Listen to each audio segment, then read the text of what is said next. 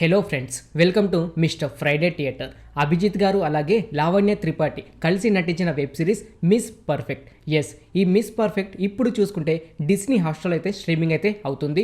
టోటల్గా చూసుకుంటే 8 ఎపిసోడ్స్ అయితే ఉన్నాయి. ఒక్కొక్క ఎపిసోడ్ వచ్చేసి 25 to 30 మినిట్స్లోనే ఉంది. టోటల్గా ఈ 8 ఎపిసోడ్ యావరేజ్ డ్యూరేషన్ చూసుకుంటే 3.5 అవర్స్ అయితే యావరేజ్ డ్యూరేషన్ అయితే ఉంది.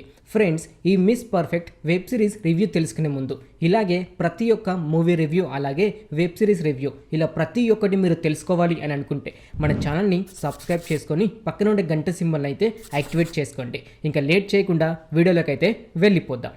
మిస్ పర్ఫెక్ట్ ఈ వెబ్ సిరీస్ తెలుగులోనే కాదు కనీసం 6 to 7 లాంగ్వేజ్లో అయితే రిలీజ్ అవ్వడం జరిగింది. ఈ వెబ్ సిరీస్ కోసం మాట్లాడుకుంటే లావణ్య దగ్గర అలాగే అభిజిత్ దగ్గర జ్యోతి అనే ఒక పని మనిషి అయితే పనిచేస్తూ ఉంటుంది. కరోనా సమయంలో లాక్డౌన్ అవ్వడం వలన జ్యోతి పనికి రావడం అయితే మానేస్తుంది. అయితే లావణ్య గారికి అయితే ఓసిడి ప్రాబ్లం అయితే ఉంటుంది. ఇల్లు నీట్గా ఉంచుకుంటూ ప్రతి ఒక్కటైతే క్లీన్ అండ్ క్లియర్గా అయితే ఉంచుకుంటుంటుంది లావణ్య గారు అనుకోకుండా అభిజిత్ వాళ్ళ ఇంటికి అయితే వెళ్ళాల్సి వస్తుంది. ఇంట్లో చూసుకుంటే బట్టలు అలాగే గిన్నెలు అంటే తినే ప్లేట్స్ అన్నీ అడ్డం దిడ్డం పడిపోయి ఉంటుంది.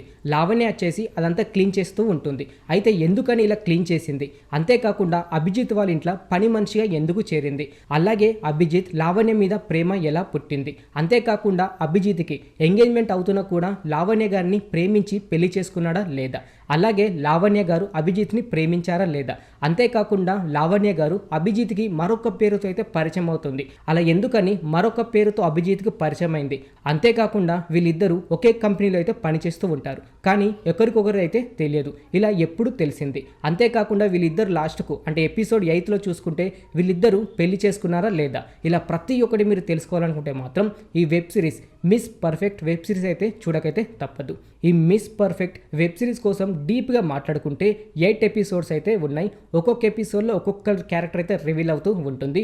ఫస్ట్ ఎపిసోడ్ అయితే క్యారెక్టర్స్ అయితే రివీల్ అవుతాయి. సెకండ్ ఎపిసోడ్ చూసుకుంటే కనుక ఓకే అని చెప్పుకోవచ్చు. థర్డ్ ఎపిసోడ్ చూసుకుంటే అభిజిత్ గారికి అయితే లావణ్య త్రిపాఠి గారి మీద అయితే ప్రేమ అయితే పుడుతుంది. ఫోర్త్ అండ్ ఫిఫ్త్ ఎపిసోడ్లో చూసుకుంటే ఫన్ అనేది ఉంటుంది భయ్య. ప్రతి ఒక్కరైతే నవ్వకైతే తప్పదు. పని మనిషిగా జ్యోతి అయితే చేస్తుంది. జ్యోతికి ఒక తమ్ముడైతే ఉంటాడు, అతను అయితే ఒక యూట్యూబర్. వీళ్ళిద్దరితో పాటు మహేష్ విట్ట ఆ వాచ్మెన్ అంటే ఒక బిల్డింగ్కి వాచ్మెన్ అయితే ఉంటారు. వీళ్ళు ముగ్గురుతో అయితే చాలా అంటే చాలా ఫన్ అయితే జనరేట్ అవుతుంది. ఫోర్త్ ఎపిసోడ్ నుంచి 7th ఆల్మోస్ట్ 8th ఎపిసోడ్ వరకు వీళ్ళందరైతే ఉంటారు. వీళ్ళ ముగ్గురుతో అయితే ఎపిసోడ్ 8 వరకు అయితే ప్రతి ఒక్కరైతే నవ్వకైతే తప్పదు. ప్రతి ఒక్క ఎపిసోడ్లో 10 to 15 మినిట్స్ అయితే వీళ్ళ కామెడీ అయితే ఉంటుంది.